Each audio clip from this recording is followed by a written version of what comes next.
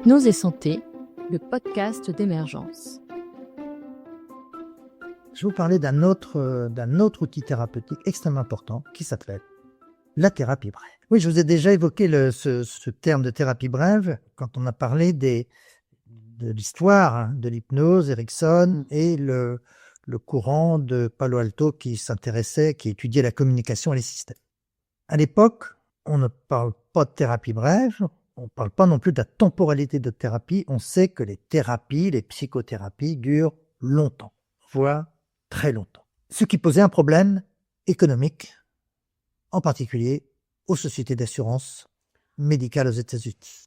Et l'histoire raconte qu'un temps est venu où certaines assurances acceptaient de rembourser seulement 10 séances. 10 séances, ça n'avait aucun sens. Mais même pour moi, dans le début de ma carrière, rappelez-vous, en moyenne, je faisais 20 séances. Donc 10 séances, ça paraissait très surprenant. Et c'est cette école en particulier de Palo Alto qui a relevé le challenge en se disant, est-ce qu'on peut soigner des gens en 10 séances? Donc ils ont créé un modèle avec des étapes à franchir pour faire un soin complet en 10 séances. Un soin complet, ça veut dire atteindre un objectif réaliste. Pas tout changer de la vie des gens, mais un objectif qui, dans une conception de système, laisse penser que si cet objectif est atteint, donc le système a commencé à se modifier, et le système vivant va avoir tendance à continuer à se modifier. Il est remis en marche. En mouvement. Un peu comme un jardinier qui voit une plante qui dépérit dans son jardin. Bon, il peut s'en débarrasser, mais il peut se dire qu'elle mérite d'être soignée. Alors peut-être qu'il a déjà mis de l'engrais, taillé, aéré, et puis que ça n'a pas été très performant. Donc il y a déjà eu différents types de soins. Et puis il se dit, en fait, peut-être simplement, cette plante n'est pas à la bonne place. Peut-être qu'il y a trop de vent, peut-être qu'il y a trop de soleil, peut-être qu'il y a pas assez d'eau. Alors il cherche un autre endroit dans le jardin pour l'installer. Maintenant, elle est dans un nouvel endroit. L'objectif, c'est que cette plante se remette en mouvement, se remette en vie. Comment il va le savoir? Parce que des bourgeons apparaissent, des nouvelles feuilles, des nouvelles branchettes. Quand le jardinier voit ces nouvelles pousses apparaître, eh bien, il est ravi. Il est enchanté pour la plante parce qu'il dit, ça y est, elle s'est remise en vie. Qu'est-ce qu'il va faire le jardinier à ce moment-là? Il va la déplacer de nouveau dans le jardin? Ah non. Est-ce qu'il va la tailler tout de suite? Est-ce qu'il va la continuer à faire des soins tous les jours? Non, il va la laisser faire. De temps en temps, il viendra la voir, vérifier que tout se passe bien, et puis la plante va reprendre son cycle de vie. C'est un peu la même idée. C'est-à-dire un modèle dans lequel il y a un objectif qui est pertinent et réaliste pour la personne, et quand cet objectif est atteint, avec le postulat, qui demande quand même à être vérifié plus tard, eh bien que le système s'est remis en fonction, s'est remis en route, et que le cycle vital de cette personne-là, qui fonctionnait auparavant, eh ben, il peut refonctionner maintenant. Donc, thérapie brève, c'est pour atteindre un objectif, mais c'est un objectif pertinent qui est, a priori, un indicateur suffisant pour penser que le système interne a retrouvé une dynamique, de l'énergie, un équilibre, une harmonie, et donc une capacité d'évoluer, alors que jusqu'à présent, il était figé. Parce qu'en effet, dans le concept de thérapie brève, il y a une notion temporelle. Mais dans les maladies aussi, certaines maladies ont une vraie notion temporelle. Et on les a déjà rencontrées, ce sont les pathologies chroniques. Et les pathologies chroniques ont tendance à durer et durer et durer. Et donc la notion temporelle de temps, eh bien, devient centrale. Ça dure. C'est comme ça hier, c'est comme ça aujourd'hui, ce sera comme ça demain. Et donc le futur est déjà écrit d'avance. Et malheureusement, quand on fait des thérapies, ce que j'ai fait, des soins qui peuvent durer longtemps, eh bien, la notion de temporalité, il n'y a pas de bout, il n'y a pas de bord. Et la thérapie brève, elle sert à mettre un bord temporel. Puisqu'on va dire, on va se voir, par exemple, 5 séances.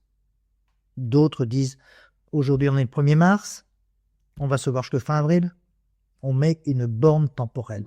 Et le fait de mettre une borne temporelle va générer chez un certain nombre de gens comme si ça remettait en route l'horloge du temps. Et rien qu'en soi, de poser un cadre temporel va avoir un effet thérapeutique. Alors, pas chez tout le monde, Pas toujours suffisant, mais c'est déjà un point extrêmement important. C'est un deuxième point qu'on vient de trouver, l'objectif et la temporalité. La temporalité, elle est difficile aussi à maintenir pour un soignant. Quand j'ai appris à me former, dans ma toute première formation en hypnose, j'avais entendu parler de thérapie brève. C'était une notion un peu curieuse, intéressante, mais pour moi, à peu près irréaliste. Moi, je baignais, rappelez-vous, on est en 86, dans un milieu où seule référence que j'avais d'action psychothérapeutique était une référence psychanalytique, donc avec des durées très très longues. Et autant j'étais intéressé intellectuellement par l'idée de faire des soins sur des périodes courtes, et compte tenu de ma culture, ça me semblait un peu impossible, voire même discutable sur le plan éthique. Puisque bien sûr, moi j'avais appris qu'il fallait faire des soins jusqu'à ce que les gens guérissent. Et du coup, quand j'ai commencé à faire des soins, et rappelez-vous, j'ai beaucoup travaillé avec des patients avec des pathologies complexes et anciennes de douleurs chroniques. Donc quand j'ai commencé à soigner des patients douloureux chroniques, de la même manière que des patients qui avaient des dépressions chroniques, je pouvais faire des accompagnements thérapeutiques sur 10, 20, 30, 40, 50, 60 séances. Et évidemment, si les soins duraient aussi longtemps, c'est que la thérapie ne fonctionnait pas. Mais c'est pas parce que ça fonctionnait pas que j'arrêtais. C'est parce que ça fonctionnait pas que je continuais. Et donc, je continuais à faire ce que certains auteurs ont commencé à dire, je faisais plus de la même chose. C'est aussi un des ressorts qui a fait penser à mettre une limite en durée de soins. Parce que quand on met une limite, ça crée rappelez-vous ce qu'on avait évoqué une autre fois, un rendez-vous sans date et juste un. Oui, on va en parler. Ici, on met une date, on dit, aujourd'hui, on se voit pour la première fois, on va faire 5 séances. Le dernier rendez-vous, ce sera la date d'être sûr qu'il y a eu un changement et que l'objectif est atteint. Et nous avons un mécanisme interne. Par exemple, vous êtes invité à une conférence ou à une réunion. Vous avez jusqu'au 15 avril pour répondre. Vous savez combien de personnes vont répondre le 15 ou le 14 ? 70%. C'est-à-dire, c'est juste au dernier moment que l'action va se mettre en route. C'est pas parce qu'on a hésité. Non, mais c'est aujourd'hui que je dois répondre. Je vois ça parfaitement bien avec les appels à communication et à conférence pour les congrès. Si pour le prochain congrès, on a 150 interventions scientifiques, dans les 15 derniers jours, on va en recevoir 100 ou 110. C'est-à-dire que 15 jours avant, on n'en a que 30 ou 40. Et c'est un mode de fonctionnement naturel humain. C'est pour ça qu'il faut des dates. Et pour les changements thérapeutiques, il faut aussi des dates. Et ça change tout. Et ça change vraiment des choses comme si ça... Vraiment, quand je parlais de moteur interne. Mais alors, mettre une date, il faut la maintenir. Et oui. Parce que qu'est-ce que j'ai fait, moi, dans les premiers temps ? Je disais à mes patients, on fera 10 séances. Et quand à la 10e séance, l'objectif n'était pas atteint, j'oubliais mes 10 séances. Et je commençais à en faire 11 et 12 et 20 et 30 et 40. Et je me perdais dans la temporalité, dans les objectifs. Autrement dit, j'avais une sorte d'intention de mettre une limite temporelle que je respectais pas. C'est-à-dire que je respectais pas le cadre que j'avais moi-même posé. Et en fait, j'ai été beaucoup aidé par une formation que j'ai faite à l'époque, à peu près en 90 ou 91, justement sur les techniques de thérapie brève de cette école de Palo Alto. Ça m'a beaucoup aidé et à savoir respecter un cadre. Et c'est seulement quand j'ai été capable, ça a été très difficile pour moi, de respecter les cadres temporels, que j'ai vu des patients évoluer de manière absolument inattendue. Et à partir de ce moment-là, quand j'ai commencé à dire à mes patients, on fera 10 séances, plus tard 7 séances ou 5 séances, je me suis toujours maintenu à ce cadre-là. Et par exemple, quand si je disais 10 séances, à la 9e séance, je leur disais, il vous reste une séance pour que les choses s'améliorent. Ça mettait quelque chose de dynamique. Voilà. Donc, pour atteindre un objectif fixé d'avance. Donc, un changement. Et cette notion d'objectif est vraiment très importante. Il faut que ce soit un objectif qui soit concret. Par exemple, quelqu'un qui aurait des douleurs telles qu'il en souffre, qu'il est très malheureux, et quand je lui dis, mais ce serait quoi pour vous aller mieux ? Je voudrais juste du bonheur dans ma vie. Voilà une notion intéressante, mais tellement abstraite, tellement floue. À une époque, j'acceptais ce genre de demande. Et maintenant, on va chercher un objectif qu'on appelle le plus petit changement possible. C'est-à-dire, cette personne-là qui est figée à la maison, je vais dire, ce serait quoi un premier changement? Très classiquement, la personne va me dire, le premier changement, c'est de pouvoir faire une randonnée en montagne. C'est un changement beaucoup trop gros, beaucoup trop grand. C'est légitime comme demande, mais c'est beaucoup trop. Donc, on va rentrer dans une période de négociation. Et mon métier à moi, et c'est presque de l'art quelquefois, c'est d'arriver à faire que le patient trouve légitime, réaliste, en quelques séances, par exemple, d'être capable de faire le tour de sa maison à pied. Parce que s'il est capable de faire le tour de sa maison à pied, eh bien, au bout de quelques tours, il va sortir de son jardin et va être capable de faire le tour du quartier, puis un peu plus loin en ville. Et puis, il va retrouver de la force musculaire, de la respiration, de la sécurité. Et peut-être 6 mois plus tard, il ira faire une randonnée en montagne. Mais si j'avais accepté qu'on va valider l'efficacité par le séjour en montagne, j'avais très très peu de chances de pouvoir l'aider. Donc j'avais beaucoup de chances de l'accompagner vers un échec. Et en fait, les thérapies brèves sont surtout performantes pour les gens qui ont des troubles anciens et chroniques et figés, pour lesquels il faut un objectif réaliste, de la temporalité, de la stimulation. Et à l'intérieur de ce cadre de quelques séances, l'hypnose est très très précieuse. Très précieuse parce que l'hypnose va pouvoir faire apparaître des premiers changements. Pas toujours ceux qui sont imaginés dans l'objectif, mais des choses nouvelles. Des choses nouvelles. Je pense à une dame que j'ai revue il y a quelques jours. C'est une dame qui est en arrêt de travail depuis 1 an ou 1 an et demi. Dépression, angoisse, sommeil, douleur, enfin c'est des packages qui malheureusement sont souvent associés. Et quand je l'ai rencontrée, je lui ai dit qu'on pourrait faire un temps limité de séances, 5 séances que je lui avais dit à elle. Et je lui ai demandé, ça peut être quoi votre objectif pendant ces 5 séances? Elle m'a dit, c'est pas compliqué, hein. Moi je veux retourner travailler. Alors ça faisait déjà 1 an et demi qu'elle était en soins d'hiver. Je lui ai dit, et 5 séances, ça va faire à peu près 1 mois et demi avec moi. Pensez que dans 1 mois et demi, vous êtes capable de retourner travailler? Mais elle me dit non. Voilà, donc on est d'accord, c'est pas réaliste. Et en fait, on est arrivé à l'idée que le premier changement qui serait réaliste pour elle et significatif, c'est-à-dire qu'il aurait une grosse valeur émotionnelle, ce serait qu'elle soit capable de téléphoner de nouveau à sa meilleure copine qui travaillait avec elle et avec qui elle n'a pas voulu parler depuis 1 an et demi. Donc, elle a fini par me dire, effectivement, si je suis capable de lui téléphoner, c'est qu'il y a eu du changement. S'il y a eu un premier changement, c'est le principe des escaliers et des marches, ou des baby steps qu'on a déjà évoqués.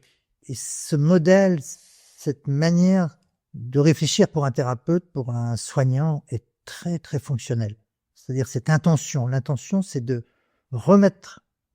que le système se remette en route. Mais comment on va savoir que le système se remet en route? Eh bien, parce qu'il y a un changement visible, significatif, orienté. Alors, avec cette dame-là, on a fait une première séance d'hypnose. Et quand elle revient me voir, malheureusement, elle me dit, il n'y a aucun changement. Hein. Le boulot, je vois tout ça de manière aussi dramatique. Je peux même pas entendre parler des histoires à la télé, de travail. Non, ça ne m'a pas aidé du tout. Non, ça ne m'a pas aidé du tout. Autrement dit, ce qu'on a fait dans une première rencontre, une deuxième rencontre, c'est 0. Mais chaque séance commence par une évaluation. Commence par recadrer la relation, l'alliance, la communication. Et pour des gens qui souffrent beaucoup depuis longtemps, c'est très difficile parce qu'ils ont tendance à rester sur des schémas antérieurs. Alors, il faut explorer. Donc, je dis, mais est-ce qu'il y aurait, par exemple, quelque chose de différent par rapport à votre mari? Alors, c'est difficile pour elle de penser à d'autres cadres puisque toute son attention est tournée vers le travail. Et puis, sa détresse. Non... Est-ce que, par exemple, vous auriez mangé des choses différentes? Non. Est-ce que vous auriez fait quelque chose de nouveau avec vos enfants? Non. Est-ce que, je sais pas, vous seriez sorti de chez vous de manière inhabituelle? Et là, tac, il y a son œil qui s'ouvre et il dit, ah oui, quand même, tiens, ah oui, j'aurais pas pensé à vous dire ça. Il y a ma sœur qui m'a téléphoné la semaine dernière. Elle m'a proposé d'aller au cinéma. Ah, j'ai été surprise de m'entendre dire oui. Et nous sommes allés au cinéma. Elle n'était pas allée au cinéma depuis qu'elle était malade à la maison. C'est-à-dire que toute son attention est orientée vers son affaire de travail, mais moi, mon attention doit être beaucoup plus large. Et dans cette exploration plus large, c'est-à-dire je n'ai pas regardé seulement une branche de la plante, Bien sûr. mais j'ai été chercher un peu partout. Ouais. Et elle est allée au cinéma, elle y a trouvé du plaisir, elles sont allées manger une glace après, et il y a eu un moment de joie, de bonheur, de plaisir dans sa vie qu'elle avait pu. Et donc, par rapport à sa capacité à téléphoner à son ami, elle n'a pas encore téléphoné à son ami professionnel, mais je sais déjà qu'il y a un processus nouveau qui est activé. Donc, aller explorer le système, là encore. Et puis, il y a quelque chose qui est aussi très performant dans cette thérapie brève, c'est une notion de prescription. Prescription, on pense aux prescriptions médicales. Oui. Bah oui. Voilà, vous allez prendre tel médicament, vous allez manger tel aliment, vous allez vous coucher à telle heure. Voilà, des prescriptions, ce sont des ordres, des consignes qui prolongent la consultation et qui vont aider le patient à évoluer. Et dans ces thérapies brèves, on va aussi faire des prescriptions. C'est-à-dire qu'on va demander à notre patient de faire quelque chose. Par exemple, j'ai vu une dame récemment avec des troubles graves du sommeil, qui est très fatiguée, et je lui ai demandé, dans l'intervalle d'une semaine avant qu'on se revoie, à chaque fois qu'elle se réveille, de noter l'heure à laquelle elle se réveille. Pour noter l'heure, je lui ai dit, vous mettrez un petit carnet dans le couloir de votre chambre. Donc à chaque fois qu'elle se réveille, elle est obligée de se lever pour aller noter l'heure. Alors elle me dit, mais c'est désagréable, je vais être obligé d'aller dans le couloir. Je dis, de toute façon, vous êtes réveillé. Hein? Donc elle a fait ça. Et elle est revenue avec son carnet, elle a noté toutes les heures de réveil. Ça sert à quoi? Ça sert surtout et d'abord à changer les règles du jeu, à générer un changement, une toute petite modification, parce que son système tourne toujours de la même manière. Il est devenu figé, il est devenu rigide. Ça fait faire un pas de côté. Ouais, c'est ça, un pas de côté. Et ce pas de côté, on va pouvoir inviter le patient à en faire un tout petit quelquefois un plus grand selon sa capacité. Mais il faut que ce pas de côté soit ajusté. Ajusté et que le patient se sente capable de le faire et s'engage à le faire. Là, on va trouver les notions de motivation, coopération, confiance. Donc, de faire quelque chose de différent, d'adapter à sa compétence, sa capacité, son énergie, son système. Ouais. Alors ça peut être comme là, de changer quelque chose dans son sommeil, mais ça peut être aussi de téléphoner, de regarder une nouvelle chaîne de télé. Et en fait, c'est très proche de ce qu'on fait en hypnose, puisqu'en hypnose, on va aussi permettre à des parties du mental de se réactiver, d'utiliser des choses nouvelles. Et bien là, ça va être un peu pareil. Et ces prescriptions sont très performantes aussi, et font partie de l'ensemble du processus de soins. Donc, vous voyez, établir une relation, l'empathie, la distance, le système, la temporalité, les cycles de vie, le cas de thérapie brève, les objectifs, les prescriptions. Et avec tout cet ensemble-là, l'hypnose devient très performante. Vous voyez, on est loin de ce qu'on avait pu laisser évoquer. L'on fait de l'hypnose juste comme ça. En fait, non, l'hypnose fait partie d'un ensemble beaucoup plus vaste de techniques de soins. D'ailleurs, que ce soit, par exemple, pour une intervention chirurgicale, il y aura toujours un temps d'alliance thérapeutique qui n'existe pas forcément autrement. Il y aura toujours un temps d'exploration des lieux agréables ou des lieux sûrs. Oui. Donc, pour faire penser à autre chose. Et donc, c'est pas seulement l'infirmière ou l'anesthésiste qui dit, voilà, maintenant, je vous invite à vous imaginer au bord de la mer. Non, c'est le patient qui va décider. On part toujours de ses compétences, de ses ressources.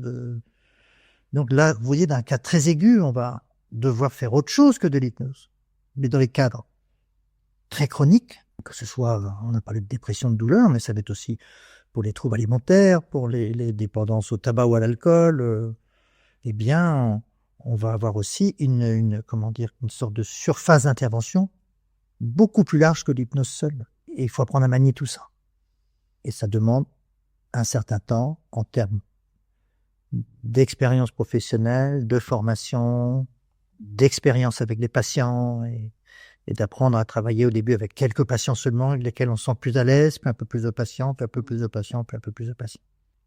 Je vais juste conclure ces outils-là aussi avec, puisqu'on a parlé que l'hypnose, on va aussi travailler avec le système, par exemple, la thérapie brève, mais en hypnose, on va aussi travailler avec d'autres professionnels de santé, Oui. c'est-à-dire sur des collaborations. Et c'est extrêmement important, des collaborations d'abord sur le plan diagnostique, pour faire les bilans, pour explorer des difficultés, parce que une anxiété peut venir d'une trouble de la thyroïde, une douleur dans le dos peut venir d'un trouble digestif ou d'un trouble rénal, une insomnie peut venir d'une perturbation endocrinienne. Donc, même si ces exemples-là, ce sont des choses qui vont être volontiers soignées par hypnose ou par un psychologue ou quelqu'un comme moi, à la base, il faut toujours penser qu'il peut y avoir un autre type de trouble, une autre pathologie, pas seulement une pathologie psychologique, mais aussi quelquefois une pathologie organique. Et donc, savoir la détecter, savoir la repérer, et donc savoir aussi confier ces patients-là, soit à un kinésithérapeute, soit un dentiste, une sage-femme, ou un chirurgien. Vous voyez, donc il y a encore un système encore plus vaste dans lequel vit le patient, un système avec d'autres intervenants thérapeutiques, avec son médecin généraliste, avec son kinésithérapeute, avec dermato, et que dans certains cas, pas toujours, mais dans certains cas, il faut se concerter, il faut réfléchir ensemble, se nourrir les uns des autres pour aider certains patients.